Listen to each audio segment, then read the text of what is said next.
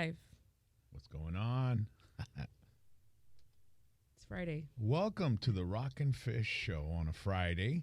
Hope everybody's ready for the weekend. We've got a chill weekend, I guess. You know, last weekend we had a concert. This weekend we're going to be chill. Following weekend, we got two great events we're going to be telling you about. But before we get anywhere or any further in this podcast that we've got here on Fridays with yours truly, Rock and Roll James, and my daughter, Felicia Marie, we have an awesome RocknFish poll, okay? Yeah. Now, you'll be able to win University Draft House Beer Fest ticket. That's happening a week from tomorrow, Saturday. It's going to be happening Saturday the 15th, okay? And it's happening in Edinburgh, Texas at the Food Truck Park. Ticket includes 24 beer tastings, free food, games, and a live concert with music in Peyote Hill. Get your tickets at the universitydrafthousebeerfest.com or be listening for your chance to win on Q94.5 All Rock all the time, all next week. But you can win them here, and all you have to do is participate in the RocknFish poll, right? Yeah, and Beer Fest is so much fun. I went to one. I want to say it was the Edinburgh one. It was a couple years ago, I think. It's been going on for a while, and it was a lot of fun. And you got to be 21 and over. Yeah, you got to be 21 and over. There's no kids there, all right? This is adults, and you get to taste all kinds of different beers in the tents and go through the tents. And the band music they're pretty amazing. Yeah, there's music. There's beer everywhere. It's so much fun. Yeah, and that's the name of the band, Music. M-U-Z-I-K. Oh, okay. Yeah. They have a singer that can hit the Journey notes. I've heard of them, yeah. Guy's pretty amazing. Angel and Mauro. I know the guys. Mauro, yeah. And then Peyote Hill will do a little bit of that country stuff for all of you. But the RocknFish poll is, what's the greatest Stevie Ray Vaughan song? Okay, what's the greatest Stevie Ray Vaughan song?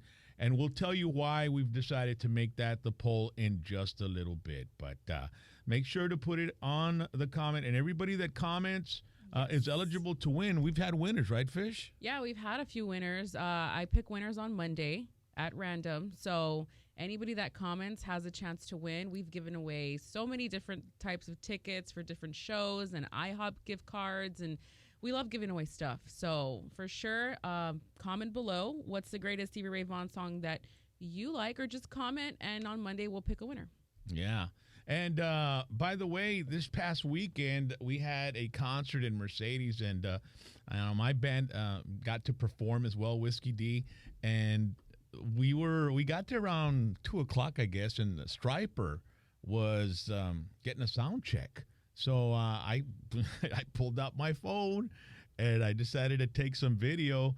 And yeah, I have some video here. Yeah, put it on. You know, the drummer from Striper is absolutely amazing. Robert Sweet, who is Michael Sweet's brother. Michael Sweet is the guy that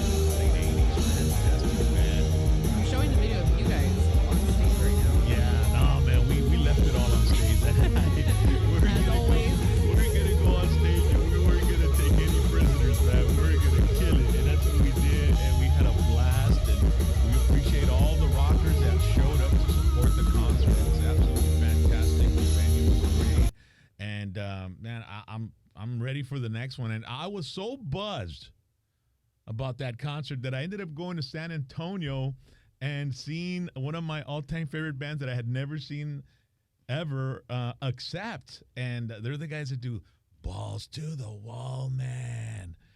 And I was so close to the stage. I got to meet the guys. I bought the VIP experience. So I got to meet Wolf Hoffman, the singer, Mark Tornillo, and, wow. And as you can see on the video, look at how close I am.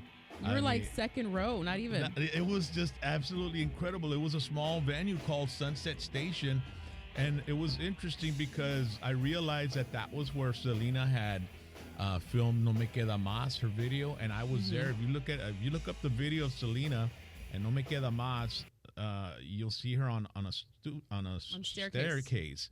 And I didn't realize until later, after I posted something on Instagram, somebody put, that's where Selena did No Me Queda. And I looked and I saw the staircase and I was like, holy moly. Nostalgic. That's where I interviewed her. That's where I, got her to sing a cappella and created one of the most epic moments in YouTube history from Selena. And so I stood there and I made a little video on that staircase. But the concert was amazing. It was fantastic. I could see. I want to go to that venue. It looks really cool, and the guys looked really awesome. Like they were really rocking. They were the amazing. Crowd looked amazing. Oh my God, I can see those guys every day. And this band, Narcotic Wasteland, opened up for those guys. Were crazy too, but it was fantastic. Yeah. Anyway, that was my week. And you know what? We drove to San Antonio. Me and my friend Dan Perez. He drove, right? We get to San Antonio at 5:30, and we get to the venue and all that. We see the concert. We take off from San Antonio about 11:30. He takes a wrong turn, and we end up going north. So, when you go north, you got to go a long ways before you can get another one so you can come back, right? Yeah. So we ended up coming back. We got home about 3:30 in the morning. That's when he dropped me off, and I came to work at 6 in the morning. And I was like, man, I want to be tired. No, hell no. I was still like set. You were still Wednesday energized. morning, my morning show was energized, The dude. adrenaline It was rush. fantastic. So we've got a show coming up next Saturday as well. The greatest AC/DC tribute band in America, in the world. These guys are called Thunderstruck. They bring out the bell for Hell's Bells. They bring out the cannons for those about to rock. It's going to be fantastic. It's going to be awesome. It's going to be on the island, the Cameron County Amphitheater, South Padre Island, Texas. Tickets are available at eventbrite.com. You should get them so you won't miss this beautiful and awesome event in a beautiful park. I mean, it's just fantastic there. And the weather should be great. Fall weather is fantastic. It's been great. Yeah. It's been awesome. I was actually in Houston this past weekend, which is why we didn't get to film RocknFish last week. How was your trip to Houston anyway? It was good. It was fun. You went to a Texan game? Let's not say that out loud, please. No, I went to go see the Astros on Friday. Unfortunately, they lost. Then Saturday I went to a concert, and then Sunday I went to go see the Houston Texans, and well, they lost because the Texans, that's what they do. They almost came back. They almost came back, but they didn't. Felicia texted me. I'm watching the Cowboys, right? And she texted me, and I was like, and then so I go to the Texan game, and they're losing like 27-7 oh man, it was or something so like sad. that. I felt bad sitting with them, and they were just so mad. Like you can tell the fans were just pissed. But then they start coming back. I know. And then I had made friends with the people sitting next to me, and he was like, as soon as I sat down, I was wearing a Dallas shirt. I mean, I'm a Dallas fan, you know. So as soon as I sit down, he goes, "Are you a Texans fan?" But he hadn't seen my shirt. And then I go, "No." He goes, "Are you a Chargers fan?" And I said, "No." And he goes, "Don't even tell me. I already know what you are." I was like, "Yeah, I'm a Dallas fan." But by the end of the game, I was, I cheered for them, and I gave him a high five. I was a good sport about it. I didn't want to cheer for the Texans, but I did. I'd go to a Texan game, but I did notice that the stadium wasn't packed at all. And you go to the Cowboy game, and it's like nowhere to sit. it wasn't as packed, to be honest. It is a big stadium, and but we'll see how it goes for the Texans this weekend, and the Cowboys as well. They're playing the Rams. Chiefs. And the Chiefs. Oh, so now you're a Chiefs fan. I am a Travis Kelce fan. Oh, okay. the big old tight end, huh? Travis Kelce. Hey, that's not cool. You got to stick to one team, Fish. You can't be behind all these different teams. It's either the Cowboys or nothing. No, I'm like with Travis Kelce, it's different because I'm like those LeBron fans that they just follow him with every team. I'm the Kelce one. I'm gonna follow Kelce wherever he goes. Okay, well, I need him in Dallas. He'd be great in Dallas, that's for sure. But anyway, so Ozzy Osbourne's been in the news. He's launching a makeup collection, and I was like, okay, well, a makeup collection, but then Ozzy does use mascara and eyeliner and all that stuff, but once I saw the product, I was like, dude, I want to buy it just to collect it. The lipsticks, they have a little bat on the lipstick. And dude, it's awesome. Yeah, I mean, I would just buy them just to save them and collect them, You look at the pictures of their. I mean, I'm gonna buy this for my wife for Christmas. Don't tell her. But she's going to open it up and she's going to so go, cool. holy smoke, the Ozzy Osbourne makeup collection and the candles are cool. Well, you got to try to get it quick because coming from somebody who loves makeup, and when they drop collections like this, they fly. Like, they sell out. And it's limited. It's limited edition. I'm sure it's going to fly, but the lipsticks are so cool. I love how they stayed true to Ozzy's like persona, like and the ever darkness. Since, ever since he bit the head off the bat's been synonymous with Ozzy.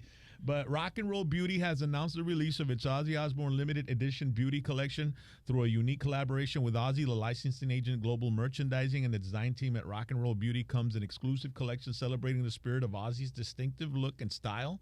The 21-piece collection exudes a rock and roll vibe that commemorates Ozzy with product and shadows named after his signature songs, Iron Man, Zombie Stomp, and Crazy Train, featured in the 14-pan eyeshadow palettes. The collection also features candles to conjure the spirit of the rock gods. Oh, my goodness. Ozzy-styled body tattoos, dark metal lipsticks, cosmetic bags, and a gothic mirror. These highly pigmented products are designed to give you a bold, precise look, inspired by the Prince of Darkness himself. It is available exclusively in select Ulta Beauty. Ulta Beauty? Oh, it's going to be at Ulta. Is that big? I don't know. Yeah, anything. Ulta's a huge store. Well, it's nationwide. You can get it at Ulta's Ulta.com. So I guess I better get on there and buy my wife's. I wonder how much it costs. I'm telling you, that's probably going to be about $300. $300? Maybe $280. Yeah. That's the typical running price for collections, depending on the brand. Okay. But usually I would say maybe like $250 to $300. Yeah. That's what you're looking at. If it's anything less, it's It's an 18 piece or 20 piece. It says 14 pan 21 piece. 21 piece. It's a 21 piece collection. I'm gonna say like $250 to the $300 because that's usually what collections are worth, especially if it's extremely exclusive, and it's probably gonna be the one and only. Yeah. But like it just depends on the brand. But you do gotta jump on that. I'll help you because Ulta, it'll sell out. Well, I guess I'll have to get it before anything. So I'm getting online right after we get off. I'm gonna go Ulta shopping. Yeah. Really quick, I want to give a shout out to a lot of, we have some viewers and comments already. Rick Tumbleweed Cano. Oh, yeah. What's up, Rick? Comedian. Yeah, he's telling Eddie Cavazos to take notes. I don't know what for. And then he says Voodoo Child SRV is the best song. Oh, yeah, that is good. Abel Garza, High Rockin' Fish, the best song by Stevie Ray Vaughan is Pride and Joy. That's a great one. I agree. Ruben Martinez, shout out to him. He's watching. Martin Navarro. And then Rick also said no Ozzy perfume. I'm sure that's going to come out soon, maybe. I know there's Yellowstone cologne. I went to this Western wear store to buy a shirt for wear on stage. And I cut the sleeves off and I found a black Jack Daniels shirt and I got that. But I saw Yellowstone cologne and I asked the girl, who does that smell like, Rip or John? And she goes, John, I think. So I was like, what? They got some Yellowstone cologne. But now Ozzy would probably bring out some cologne. I would imagine Ozzy's cologne would probably be like a little bit dark, musky. But that'd be cool. So anyway, this week in rock, Tuesday, October 4th, this past Tuesday, was the 52-year anniversary of Janice Joplin's death. She was a singer. This was back in 1970. She was found dead at the Landmark Hotel in Hollywood after an accidental heroin overdose.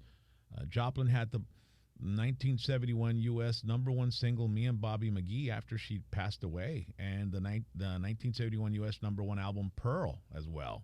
So she passed away and she went to #1 if she would have just hung in there a little longer. She was known as the Queen of Psychedelic Soul and as Pearl to her friends. Joplin remains one of the top-selling musicians in the United States with over 15.5 million albums sold in the United States of America. And, so what an incredible, artist that was taken too soon or left too soon. 2 years ago, 2020, another one. Eddie Van Halen, the guitarist and co-founder of the rock band Van Halen, died at the age of 65. The Dutch-American musician had been receiving treatment for throat cancer. Van Halen, whose real full name was Edward Lodewijk van Halen, and his brother Alex Van Halen began performing together as teens and formed the core of what would later become Van Halen after meeting David Lee Roth in the early 70s.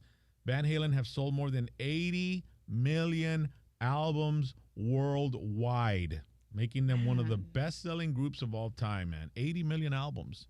Eddie Van Halen, absolute icon. And 2 years already of his passing. And, you know, speaking of Van Halen, that just reminded me. So at the game on Sunday, it was really cool because they had the UT Austin marching band perform during halftime. Oh, yeah? And guess what songs they covered by what band? Van Halen? Van Halen. They covered Van Halen, Kiss, and the Rolling Stones. Shoot, it was awesome, dude. That was worth the ticket alone. Yeah, and right you know there. what? That just shows you that Van Halen is still, even to this day, man. Like, there's still, people are still listening to them. They're still timeless. relevant. It's crazy. Their first album seems like it was just recorded yesterday. It's so good and so relevant.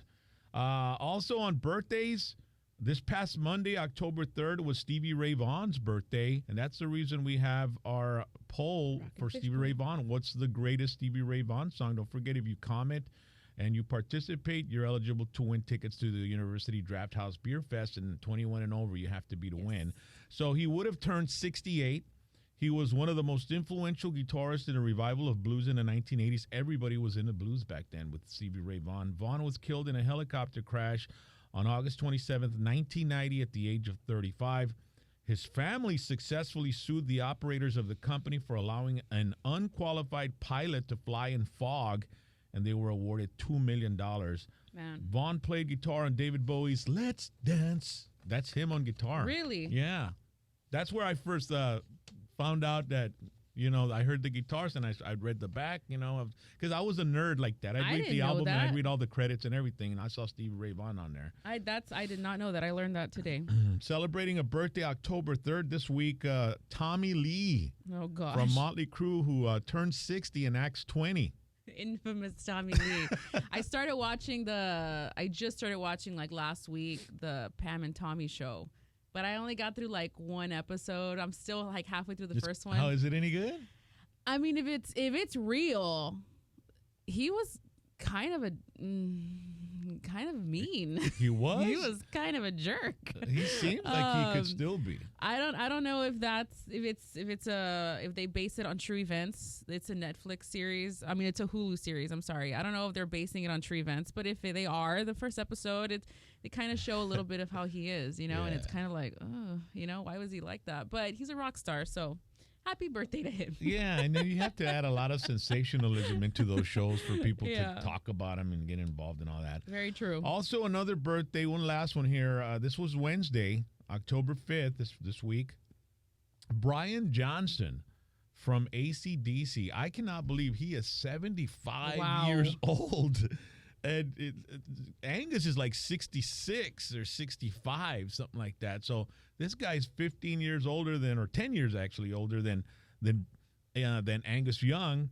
He sang with a band called Journey, who had the 1973 UK number 6 single "Because of You."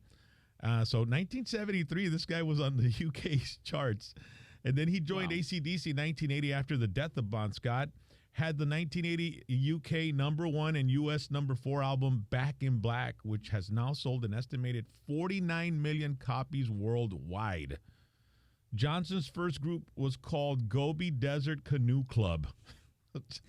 Bon Scott had first seen Johnson singing on stage, which included Johnson screaming at the top of his voice, rolling around on the stage, and finally being carried off. Scott didn't know that Johnson was then taken to a hospital where he was diagnosed with appendicitis. So everybody thought that's very painful. Everybody thought that was just part of the show. He was just screaming in pain. He had appendicitis. Poor guy. But I was having a conversation with my friend that we drove to go see Accept. So we had a 3.5 hour drive, and we were talking about AC/DC. And I asked him, do you think the album Back in Black would have been as big as it is if Bon Scott had sang, you know? And so it was like, man, we don't know. I mean, you know, because Brian Johnson came in and he just dominated the singing that he did. He left it all in that album. Yeah. And So you can imagine listening to the Back in Black songs. Like Back in Black with Bon Scott would have been a lot different than with Brian Johnson. Would Back in Black have sold 49 million copies if Bon Scott was the one singing? That's probably a good I don't question. think so. I honestly don't think so. I'm going to be honest. I never even, so to me, they kind of sound the same. I mean, Bon Scott and Brian Johnson. But I've never really sat down and dissected it. Yeah, no, they're a bit different. But the thing about it is Brian Johnson, or the reason the album was called Back in Black is because Bon Scott had died. And so they were in black. When you go to a funeral, everybody dresses in black. We're back in black, I guess, So they named that album after the song after Bon Scott's death. But honestly, I think if Bon Scott had sang that album, I don't think it would have been. So you don't think it would have been as successful? I don't think so. Maybe a little bit more successful than Highway to Hell. What did your friend say? What did he think? He couldn't figure it out. He was like, I don't know, man. I really don't know. That's a tough one. For those AC/DC true fans out there, that's a tough one, I'm sure, for any AC/DC fan. So thank you for joining us, ladies and gentlemen. Keep commenting, share our stuff, and we appreciate your support 110%. Make sure to follow Fish on her Instagram as well. What's your Instagram? At Felicia Marie, Texas. Okay. That With is a my TX or Instagram. TEXAS? Oh, TX. That's my Instagram. That's my TikTok. That's all my social media. Really quick, also, we have some more comments. So Martin Navarro said, Stevie Ray, the sky is crying. The sky is crying. We have Ramiro Hernandez tuning in, and then Victor Hernandez, Valde Villalobos. Valde Villalobos says Pride and Joy. Victor Hernandez says Cold Shot. Hector Cantu, Pride and Joy. Pride and Joy is a really good song. I mean, that's one of his. I honestly like Dirty Pool, and then another song. Texas Flood. Yeah, it's off the Texas Flood, Dirty. You've been playing Dirty Pool. I also really like Couldn't Stand the Weather. Do-do-dum, boom, boom. We can't play the songs on here, so we'll just have Rock do it. Yeah, I love that. That's a good one. Or Tin Pan Alley. Oh, man. We're down at Tin Pan Alley. I just loved his voice. He had a really unique voice. Very Southern and blues. And man, he was a good artist. Amazing story too, man. But anyway, ladies and gentlemen, thank you so much for joining us. We appreciate your support. Make sure to like, share, and subscribe. And you can follow me on my Instagram at RocknRollJames. You can follow me on TikTok, where I put a whole bunch of stuff.